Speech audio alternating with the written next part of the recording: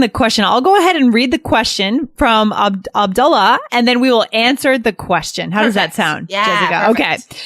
Okay. So he says, Dear Lindsay, thank you for your great podcast, All Ears English. And it's great to write this email to you. I hope it finds you well. As a non-native speaker of English, I would like to explain some hardship that I go through learning English.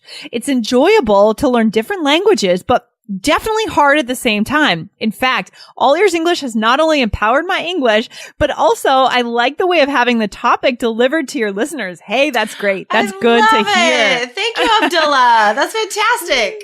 It's so good to hear. Okay, so here's the question. As your podcast mostly improves listening skills, I have one question regarding writing down what we're listening to at the time we're hearing it. In fact, while hearing the podcast, I keep writing down all of what I hear by playing a few seconds and then pause it to write it down, what I've heard so far. It is not bad for me to find this useful, but I would call this way a bit time consuming. As a result, I'd like to ask you, yes, I think it is, right? As a result, I'd like to ask you if you really think that way is a good way to go with, or should I follow a different style of learning? Please let me know if you find this way good or bad.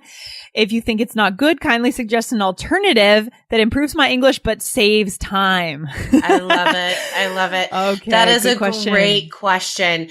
Lindsay, when you were a classroom teacher, did you include dictation activities?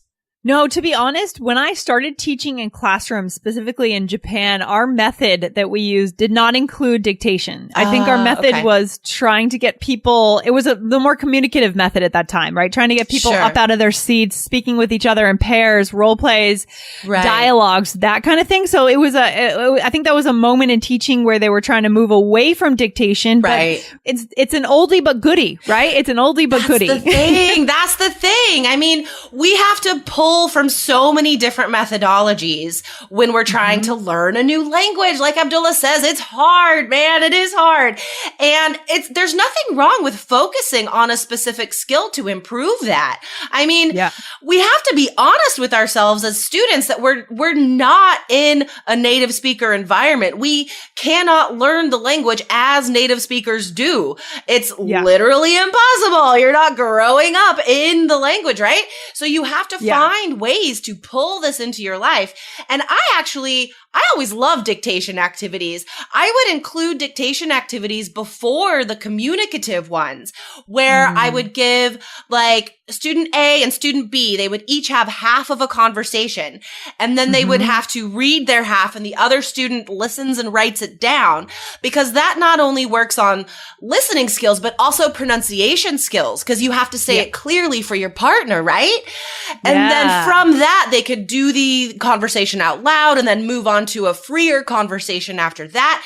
So I was always a fan of dictation because there's a lot of classrooms that do not include listening skills, right? We really have moved away in language schools and teaching methodology from these quote unquote like classic methods, but there's nothing wrong with them as long as that's not the only thing you're doing.